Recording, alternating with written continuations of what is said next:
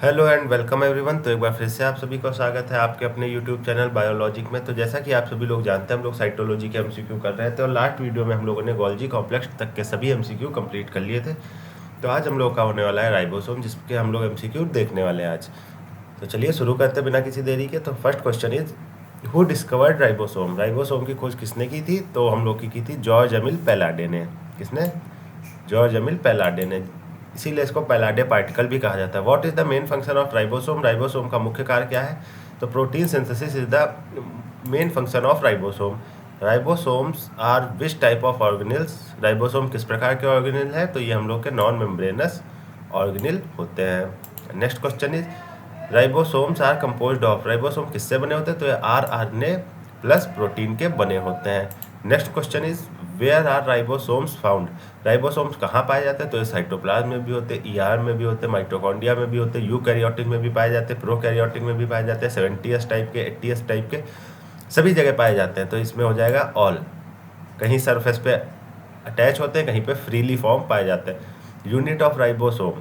Ribosome की unit क्या होती है? तो ये होती है स्वेडबर्ग यूनिट। क्या होती है? Svedberg unit. नेक्स्ट क्वेश्चन है, प्रोकैरियोटिक राइबोसोम का साइज क्या होता है? Size of prokaryotic ribosome 70s, अभी आपको बताया गया ऊपर। Next question is, eukaryotic ribosome का साइज? तो वो होता है हम लोग का 80s। Location of ribosome? तो अभी बताया गया, फ्री पाए जाते हैं, बाउंड पाए जाते हैं, अटैच पाए जाते हैं, तो इसका हो जाएगा option all. Next question is, ribosome का शेप कैसा होता है? तो shape of ribosome is spherical. कैसा होता है? Spherical.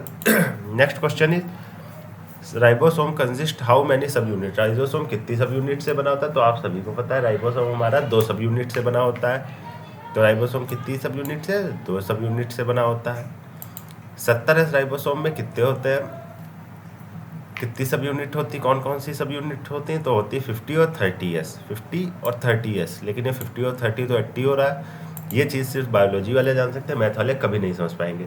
80s ribosome consist of? 80s ribosome किन सब यूनिट से बना होता है? तो ये होता है हम लोग का 60s और 40s से। ठीक। नेक्स्ट क्वेश्चन इज, लार्ज सब यूनिट का कार्य क्या होता है? फंक्शन ऑफ लार्ज सब यूनिट का?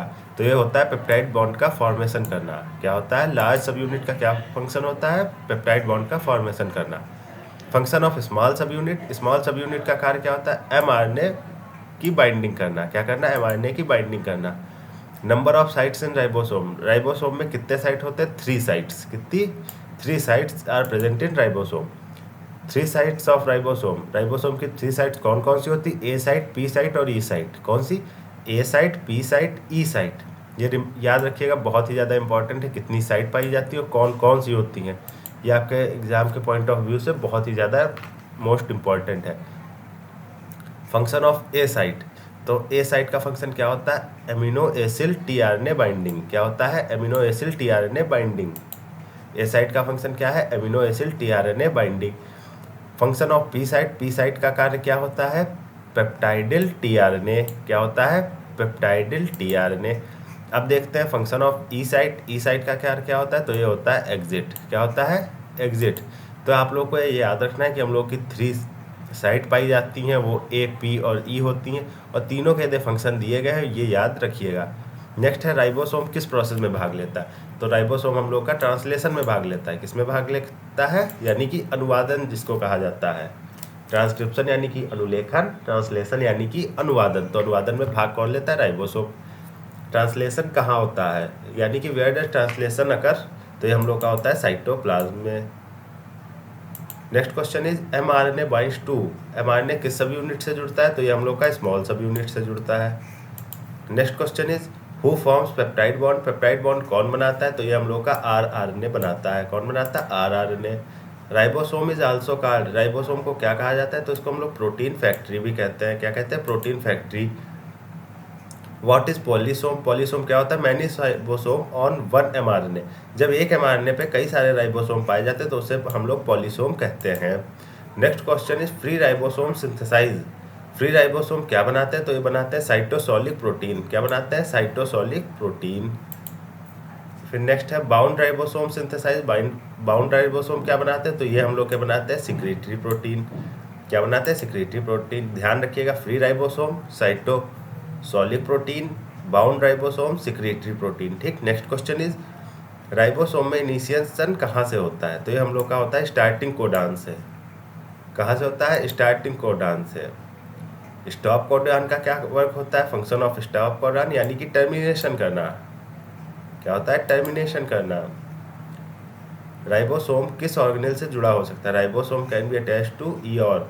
तभी ईओर को क्या रफ एंडोप्लाज्मिक रेटिकुलम या राइबोसोमल एंडोप्लाज्मिक रेटिकुलम कहा जाता है। जब आप लोगों ने एंडोप्लाज्मिक रेटिकुलम के एमसीक्यू किए थे तब आपको ये सारी चीज़ें बताई गई थी। Next question is where are ribosome formed? Ribosome का निर्माण कहाँ होता है? न्यूक्लियोलस। न्यूक्लियस बने न्यूक्लियोलस, यानी कि केंद्रिका में राइबोसोम का निर्माण होता है। Where is rRNA synthesised? Ribosomal RNA कहाँ बनता है? तो वो बनता है हम लोग का न्यूक्लियोलस में। नेक्स्ट क्वेश्चन इज राइबोसोम का साइज किससे मेजर होता है? तो ये होता है सेडिमेंटेशन कोफिशिएंट से। किससे? सेडिमेंटेशन कोफिशिएंट से हम लोग इसका साइज मेजर करते हैं। राइबोसोम किस सेल में एब्सेंट होता है? तो राइबोसोम हम लोग का प्लांट सेल में भी पाया जाता है, एनिमल में भी पाया जाता है, बैक्टीरिया में पाया, यानी कि ये कहीं भी एब्सेंट नहीं होता है। नेक्स्ट क्वेश्चन इज राइबोसोम का रिलेशन किससे है? तो वो डीएनए, आरएनए, प्रोटीन, ठीक, सभी से संबंधित है। ट्रांसलेशन का एंड प्रोडक्ट क्या है? एंड प्रोडक्ट ऑफ ट्रांसलेशन तो प्रोटीन। डीएनए से आरएनए, डीएनए, डीएनए से प्रोटीन।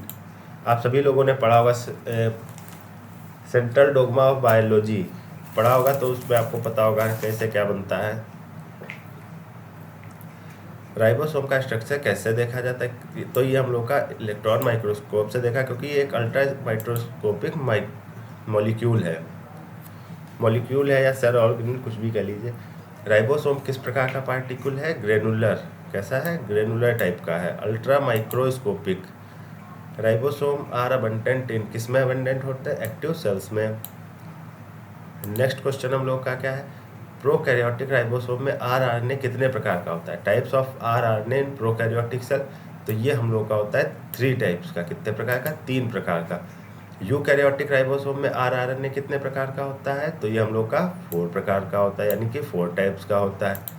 ध्यान रखिएगा, प्रोकैरियोटिक राइबोसोम में आरआरएनए कितने प्रकार का? 3 प्रकार का। यूकैरियोटिक में आरआरएनए कितने प्रकार का? 4 प्रकार का। ध्यान रखिएगा।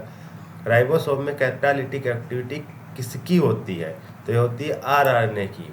Catalytic activity is due to rRNA. Why called ribozyme?